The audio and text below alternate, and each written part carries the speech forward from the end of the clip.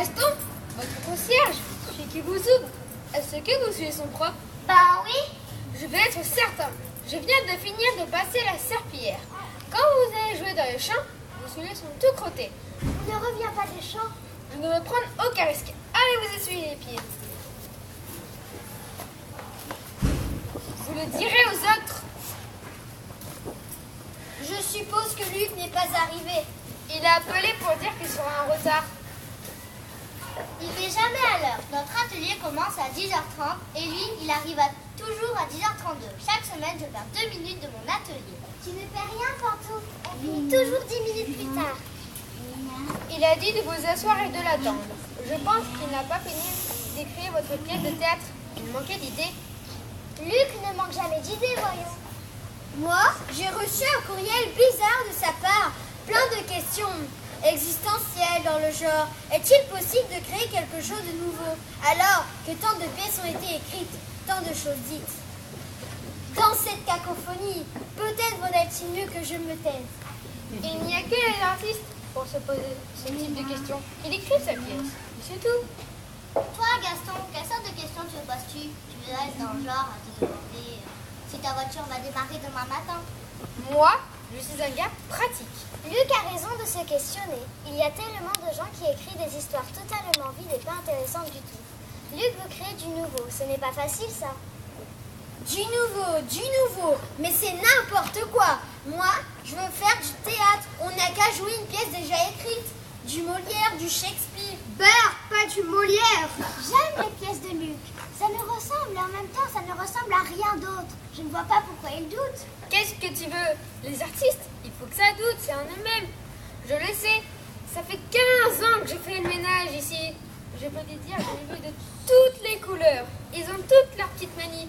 Pour certains, ça leur prend un petit verre de whisky avant d'entrer en scène. Il y en a d'autres qui doivent faire 1 heure de yoga avant leur spectacle. Du yoga? C'est pour la concentration. Ah oui, Luc nous dit toujours, soyez concentrés avant d'entrer en scène. Justement, je vais vous demander de rester concentré sur le banc et d'attendre Luc bien sagement. On est toujours sages. Sauf quand vous ne l'êtes pas. Et puis, n'oubliez pas de dire aux autres de s'essuyer les pieds avant d'entrer. Oui, garçon.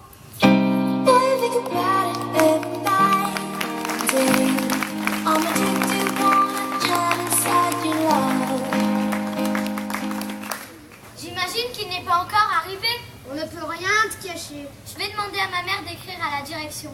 Ne fais pas ça, Luc, c'est le meilleur prof de théâtre. On ne le sait pas, on n'en a jamais eu d'autres. Tu prends toujours sa défense en tant que chouchou. T'as bien raison. Chouchou? Moi? Eh oui, chouchou. C'est vrai que tu as souvent les meilleurs rôles, Justine. J'apprends mes textes, moi. On ne peut pas dire ça de tout le monde. Les textes, c'est accessoire. Au théâtre, c'est l'énergie qui compte. Moi, j'ai de la présence. Je ne récite pas mes textes toujours sur le même ton. Tu sauras que j'ai gagné le concours d'art oratoire de l'école. On ne gagne pas ça en parlant toujours sur le même ton. Ça ne compte pas. Luc était un des 3 juges. Ah, en tout cas, j'espère que je n'aurai pas de scène avec toi. Je déteste ça. Jouer avec quelqu'un qui ne connaît pas ses textes. Excusez-moi, êtes-vous venu ici pour les cours de théâtre? Est-ce que vous vous êtes essuyé à la pierre avant d'entrer? Eh bien, allez-y, sinon le concierge ne sera pas content. Une forte tête qui vient au théâtre? C'est Alicia Tremblay-Levasseur. Elle est dans ma classe. Et l'autre, c'est sa petite sœur. Vous feriez mieux de vous tenir tranquille parce qu'elle ne se laisse pas marcher sur les pieds. La petite est pire que la grande. Ah non, des provocatrices au théâtre, c'est nul. Dans quoi? Le théâtre, c'est fait pour tout le monde. Elles ont bien le droit de s'exprimer aussi. Bof, je suis certain qu'elles ne termineront même pas la session. Et on voudrait s'asseoir. Salut tout le monde. Olivier, remets ça à sa place.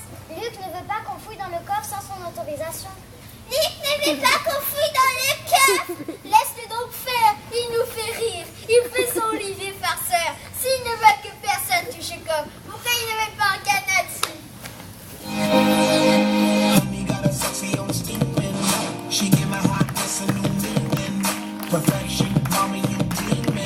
Inception, you got them all a dreaming. Damn, baby, I'm beaming. I'm trying to holler at you, I'm screaming. Let me love you down this deep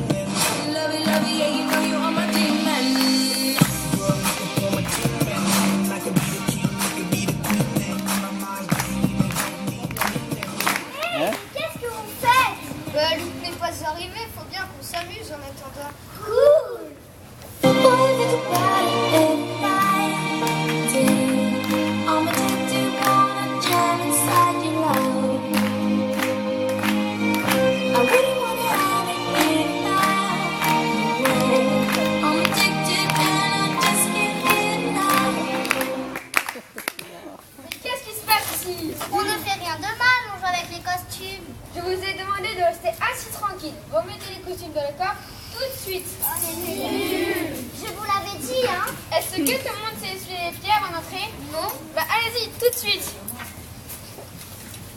ils ne me l'ont pas dit. On a oublié.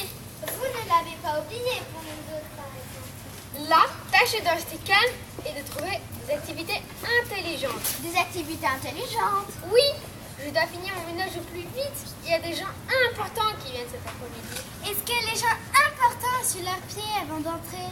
Bon, je vais aller finir mon ouvrage. Il faut maintenant se trouver une activité intelligente. Je sais, on joue à la claque virtuelle. Oh non! C'est quoi la claque virtuelle? C'est le jeu préféré de Luc. Ça a l'air bêta, mais c'est un très bon échauffement. C'est un peu comme si on se passait un ballon imaginaire. L'important, c'est de bien se regarder dans les yeux. Je ne comprends pas trop. On va t'expliquer. J'ai le ballon, je tape dans mes mains vers Olivier. Je reçois le ballon et je te l'envoie. Maintenant, tu l'envoies à quelqu'un d'autre. Ça doit se faire le plus rapidement possible. Il paraît que les improvisateurs professionnels font cet exercice avant d'entrer en scène. Alicia, Béatrice, Jérémy, Maud, Anissa Marvinel, Erika. Et le joueur intercepte le ballon. Xavier, va essuyer les pieds. Pas besoin, j'y avais pensé, je l'ai déjà fait. Luc n'est pas là? Il est encore en retard. C'est bien la première fois que tu arrives avant lui. 10h45, t'es en avance. Je me demande bien quelle raison tu vas nous donner cette fois. Je me suis encore couché tard parce que je voulais regarder un film de monstres qui passait à 11h du soir. Xavier, les films de monstres, une histoire d'amour, c'était bien au moins. Incroyable, c'était King Kong contre Godzilla. Qui a gagné? Aucun, l'armée les tue tous les deux à la fin. Quand je serai plus grand, je produirai un film de monstres où c'est les monstres qui gagnent et l'armée qui perd. C'est bien d'avoir des buts dans la vie. Vous étiez en train de jouer à la classe virtuelle quand je suis rentrée. Maintenant, c'est moi qui ai le ballon. Attention, je vais le lancer. Justine. Annabelle, Erika, Jérémy, Myriam. Quoi? Qu'est-ce qui se passe? On joue à la claque virtuelle. Je veux te lancer le ballon. Ça ne m'intéresse pas. Jouez sans. C'est quoi le livre que tu lis? C'est un livre que j'ai emprunté à la bibliothèque. Ça s'appelle l'Encyclopédie illustrée de l'histoire du théâtre, de la préhistoire à nos jours. Avec un titre pareil, ça doit être complet. Ça a l'air très intéressant. Je ne peux pas le lâcher. Ma photo doit être quelque part. Oui, je l'ai vu, attends un petit peu. Voilà, tu es le premier sur la liste des plus mauvais acteurs de l'histoire du théâtre. Très drôle. Et parle-t-on des comédies musicales là-dedans? On parle de tout ce qui a rapport avec le théâtre. Parce que moi, j'aimerais ça, jouer dans une comédie musicale. Je me suis toujours demandé quand les gens avaient commencé à faire du théâtre. Dans le livre, ils disent que le théâtre est né en même temps que l'humanité. Tu veux dire que les hommes préhistoriques faisaient du théâtre? Bien sûr. Les premières représentations se faisaient autour du feu le soir alors que nos ancêtres venaient des salles de chasse. Ça veut dire que les premières pièces, c'était des histoires de monstres? Tu dois être content. Attendez, je vais vous imiter le théâtre préhistorique. On ne peut pas fouiller dans le coffre, on nous l'a interdit. Laisse-moi donc faire. Tuer ou ne pas tuer le mammouth est-elle la question? Viens, Madélima, allons nous réfugier dans ma caverne chauffée à la bioénergie. Je t'emmènerai ensuite faire un tour de ptérodactyle. C'est un peu fou. Je dirais que c'est du théâtre presque historique. Mais Gaston de l'esprit. Tu ferais mieux de remettre le matériel dans le coffre avant que Gaston te montre. Oh là là, on ne peut rien faire ici. Il est certain qu'on ne sait pas ce que les hommes préhistoriques faisaient autour du feu. On peut juste le supposer. La première histoire écrite remonte seulement à 3000 ans avant Jésus-Christ. C'est l'épopée de Gilgamesh. De qui? Gilgamesh. J'avais compris Gilligan. Gilgamesh était une sorte d'Hercule des premières civilisations. Sa légende s'est répandue de père en fils. Bien des gens l'ont conté, bien des gens l'ont probablement bien joué. Je n'avais jamais réalisé que le théâtre existait depuis si longtemps.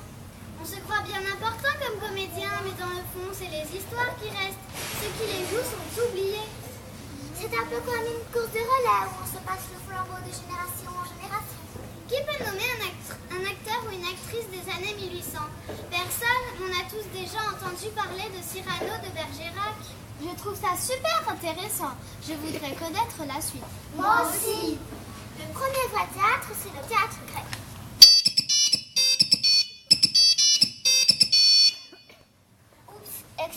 moi. Oui, allô? Salut Roxane. Ça va pas pire. Non, ce n'est pas vrai. Mais tu sais que Justine Ado ne veut plus me parler? Et tu sais pourquoi?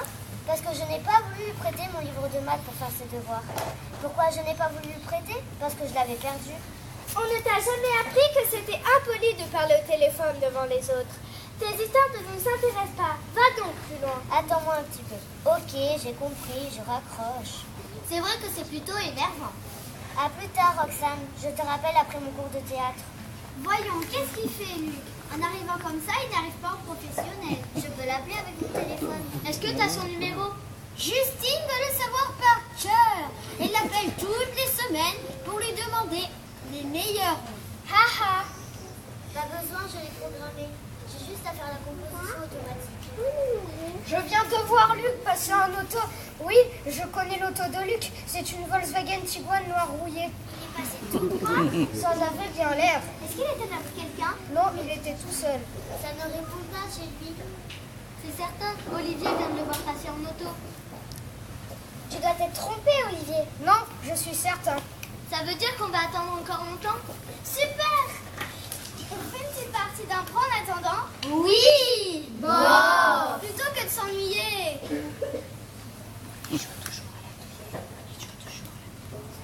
On y joue toujours à l'atelier. On pourrait peut-être regarder la suite du livre de Myriam. Ça, c'est une bonne idée. On est au cours de théâtre. Pardon, théâtre. Myriam, où en étions-nous? Au théâtre grec. Oui, Myriam, parle-nous du théâtre grec. Disons que c'était très différent du théâtre qu'on connaît. Comment ça? Le théâtre. Tout d'abord, les comédiens portaient des masques et de grandes robes blanches.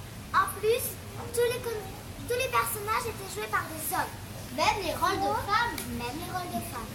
Mes parents sont allés plusieurs fois en Grèce. Ils ont visité une ancienne agora. C'était une scène de forme ronde et en plein air.